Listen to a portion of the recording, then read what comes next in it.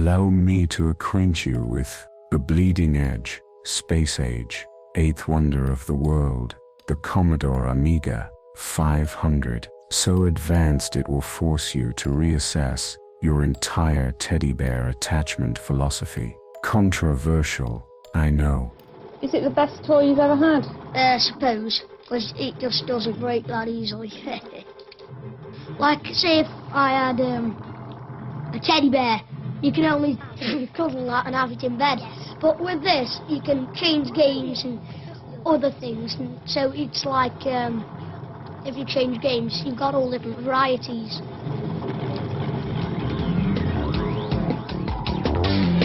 Stash that name to your wetwares RAM. The Commodore Amiga 500, more versatile and cuddly than a teddy bear, or your money back.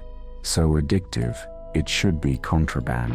Well, I think it just gives me some more brains, but my mum doesn't.